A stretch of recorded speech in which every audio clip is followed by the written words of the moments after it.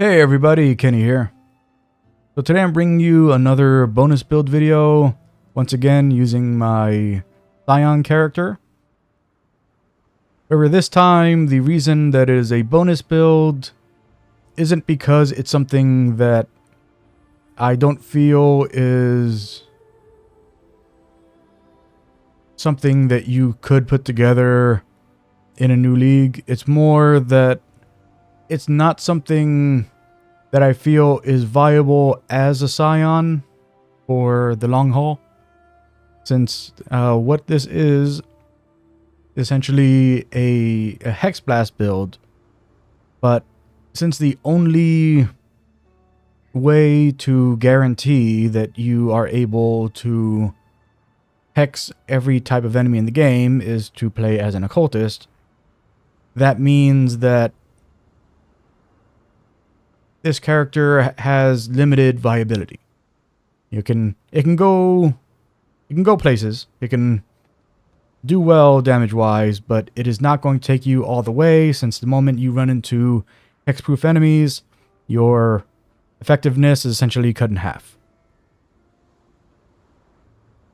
Put that out of the way. Ascendancy-wise, there's not anything going on here. This character has only completed the first trial. And for the Scion, the Ascendant is a very weak Ascendancy. Honestly, the only reason I even bothered putting these 2 points in was to get that extra passive point. Yeah, the extra 40 intelligence isn't doing anything for us. I would need to complete the next trial in order to get access to maybe Occultist here for the extra curse. But that's really all we would get out of it. And at the moment, like, there is just no real benefit to the Ascendancy itself. But in terms of the passive build, what we have going on here is I grabbed this one mana regeneration node there, went out this way for the extra life regen and the shaper. Then I went down in here and got the curse mana reservation efficiency nodes and grabbed the curse mastery that reduces the extra damage we take from critical strikes from cursed enemies, as well as grabbed all of the life nodes here and the maximum life. I also grabbed this socket right here, since we are dual wielding 2 one-handed axes. I grabbed one for increasing our attack speed with axes, and one for increasing our attack speed with one-handed melee weapons. Obviously, you don't need to do this. This is just, I happen to have these jewels, and worked out that way. Heading out this way, I grabbed the spell damage nodes to give us some additional damage with our Hex Blast. I went down this way, grabbed the extra life from there, and then I grabbed these critical strike chance nodes, as well as grabbed the critical mastery to reduce the extra damage we take from critical strikes. Then I headed up this way, grabbed the extra stats, went down in here to grab more curse mana reservation efficiency nodes, as well as Whispers of Doom for the additional curse, and the curse mastery to increase our chance to ignite, freeze, shock, and poison cursed enemies. And then we went into the shadow area to grab the extra damage, extra crit chance, extra life, extra attack speed, extra damage, and even more crit chance from there. And the reason that I went after so much crit chance here is that the way we're using Hex Blast is we are using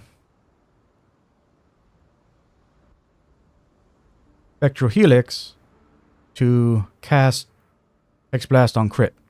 So we are supporting both of these with increased critical strike support. So our Spectral Helix costs 11 mana per cast, and our Hex Blast costs 24 mana. We have not invested in reduced mana cost or increased mana regeneration, aside from this one node here and this node here. We don't have any extra regen going on, and we're not running clarity. So since we have invested so much into crit chance, I'm able to take advantage of this Medic's flask that I happen to have. Like, this character just happened to be wearing this. This isn't, like, I didn't put this on because of the fact that I invested in crit chance. They just happened to be wearing it, so that just worked out. It's the same reason why I put on this Belt of the Deceiver. Because I had it sitting around, and, you know, like, because of where I was going, like, there wasn't really any value in going for the other stuff in the Curse Mastery or Crit Mastery. So I decided to just invest in the ones to reduce the extra damage from Critical Strike, and the Belt of the Deceiver further decreases the extra damage you take critical strikes. So that just, you know, makes the character a little tankier. Since we really didn't go into any defensive nodes at all, aside from picking up life.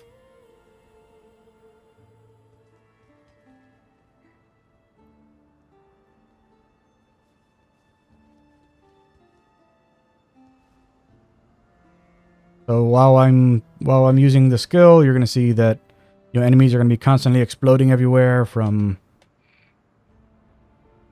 Hex Blast, and my mana is just going to be getting deleted constantly, requiring me to consistently, like, just down this flask over and over again. So, like, like, if I didn't have this as a medics, then I probably wouldn't be able to sustain this build at all. Gem wise, obviously, like, we are using Hex Blast and Spectral Helix as our two primary damage skills. We are using increased critical strike support, which increases the cost of both by 1.2 times. And we're using Cast on Crit, which further increases the mana cost of Spectral Helix, but that's okay. Our curses that we're using with Blasphemy are Punishment and Enfeeble. This is meant to further you just give us more means of survival. Because once again, we're not invested in any evasion or armor. So, you know, having Enfeeble reduce the amount of damage enemies deal, and having Punishment increase that damage reduction further anytime that you get hit by an enemy. Because when you get hit by an enemy while they are cursed by punishment, they receive the debilitated debuff, which reduces their attack damage by 10%, as you can see here.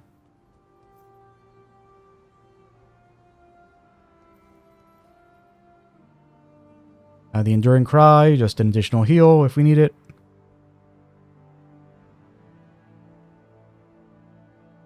We're using Flame Dash as our escape skill. Vitality for the additional regen. We are supporting that with Arrogance because we can't afford to run Vitality with our mana. We're using Stone Golem for more regen. Petrified Blood for the damage mitigation. And then Righteous Fire and Corrupting Fever are not being used. They were just already sitting on this piece, and that's the only reason they're there.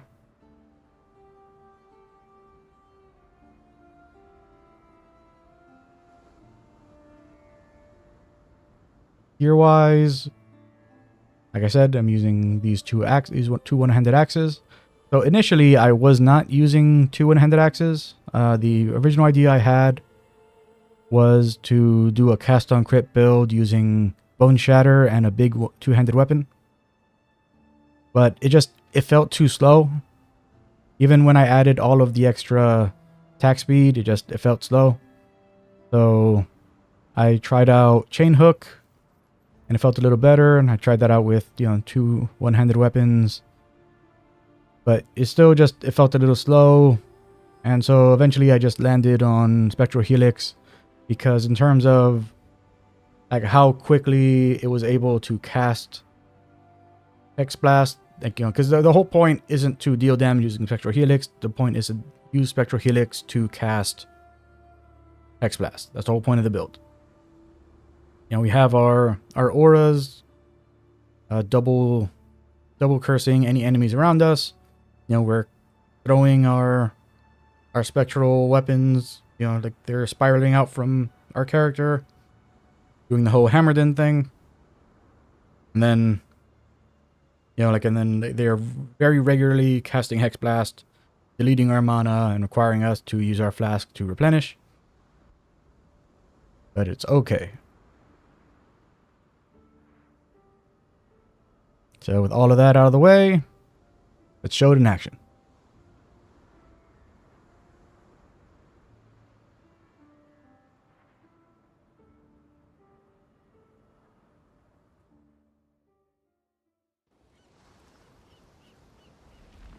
Oh, I had my golem out.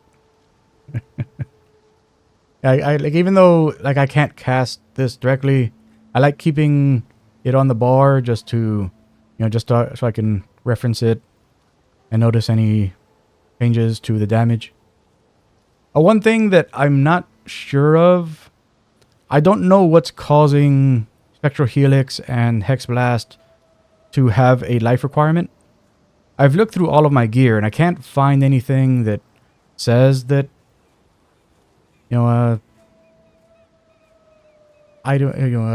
skills you use cost life to cast. I'm not sure what's causing that.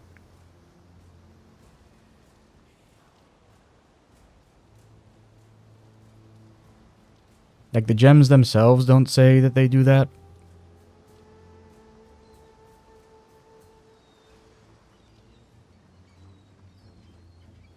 And the supports that I'm running don't say they do that.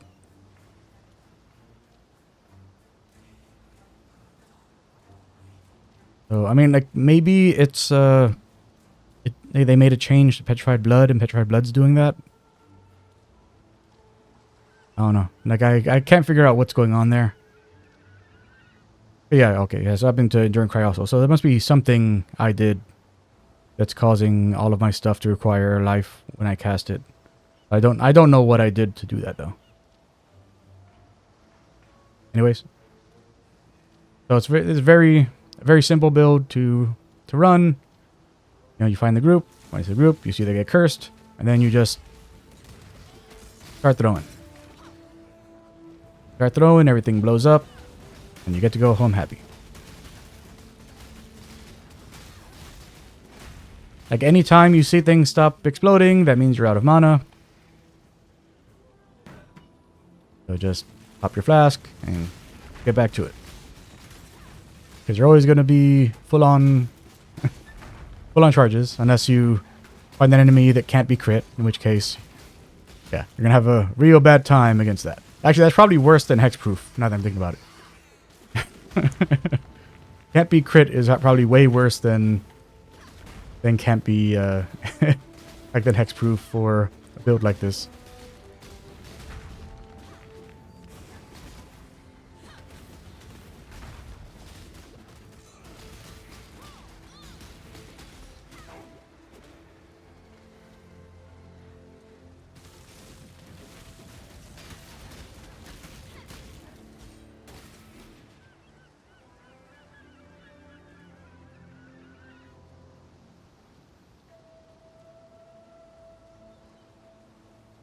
Like going down into this area over here.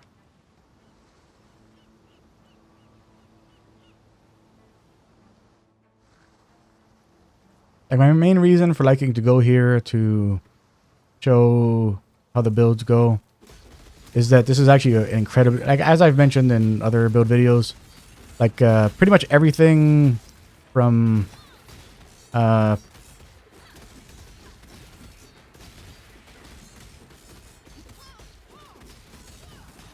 like basically like the first like 5 or 6 maps in Act 6 are like probably like the most difficult. Oh, right, like the most difficult areas because like these enemies, I don't know what it is. I don't know how they're designed, but like they seem to crit like crazy. So I like using them as, you know, like I feel that like showing a build functioning against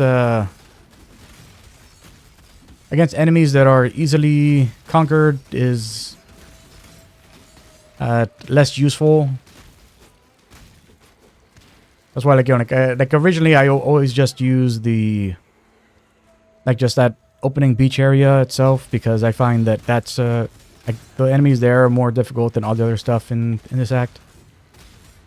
But this area in particular is like after going through it a few more times, I find that, like, because of the bosses that show up here, not bosses, like the unique enemies that show up in this area, like this is probably one of the more difficult ones, because you have all of these rares that always happen to spawn here, as well as,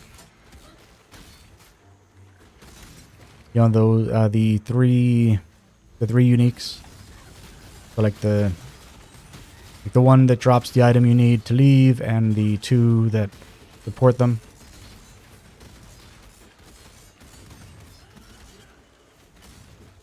Oh, forgot to refresh my golem.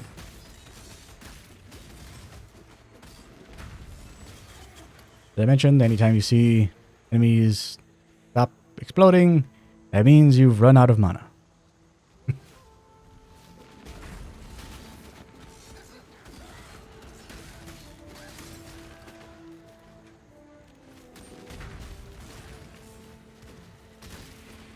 Because you will be critting way too often for your flask not to be refilling very regularly. Yeah, and these ones have always crit on. Yeah, is lovely. Just lovely. Like I said, I'm pretty sure that, like, there's some crit manipulation going on with that enemy type already. Like, I don't know if they just have a higher chance of critting, or when they crit, they just deal a lot more damage. And these ones are always crit also.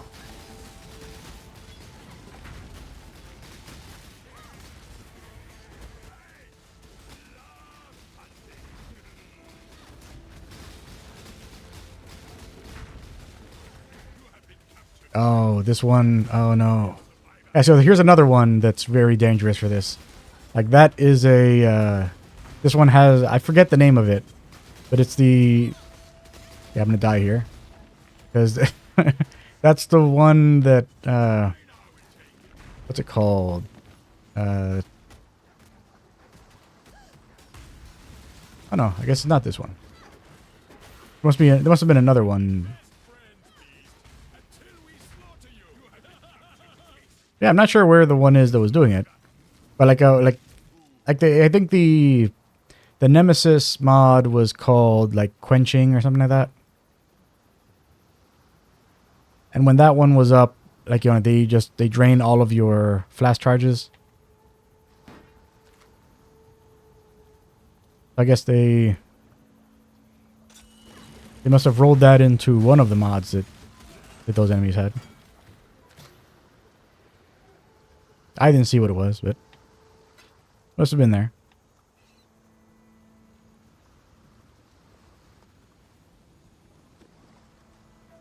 Oh, I actually haven't... Oh, so the boss is actually over here this time. Usually they're like somewhere along the edge.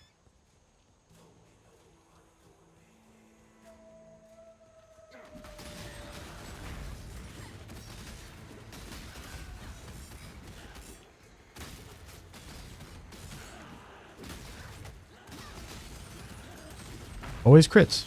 Oh, okay, I see. Oh, maybe I don't. No, because those don't have that. It just so happens that all of the magic packs here have always crit.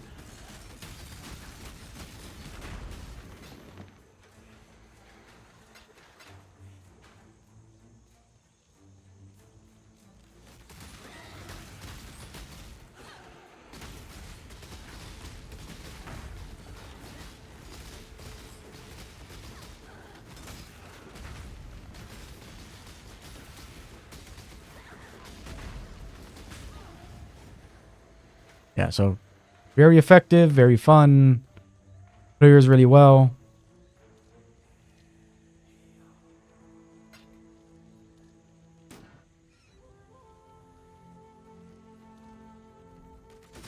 But you know, as I said, like, you know, this is a bonus build, not a recommended build, because there's just like there's too many counters to this. Like at first, like it was just the fact that, you know, like this character, you know, that Scions don't get access to hexproof, which is the reason why I was considering it a bonus video instead of a recommended build. But now that I've taken, now that I've seen all these other things going on that are much worse than hexproof for this character, there's lots of reasons why this doesn't work. But it is fun to play, and I recommend trying it if you can get the balance a little better for the, you know, the resource management.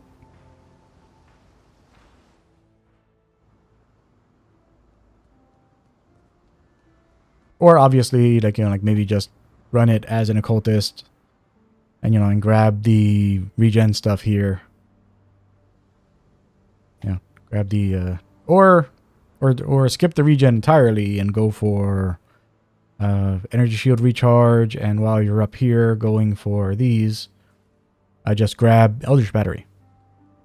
And that'll take care of it for you. I'm not invested in energy shield recharge at all, so that doesn't help me here, but that's probably a good way to overcome a lot of the obstacles that I'm having with the upkeep on this one. Anyways, if you've liked listening to this old man talk about RPGs, then I appreciate doing all the YouTube stuff. Like, comment, subscribe, and I'll talk to y'all next time. Bye.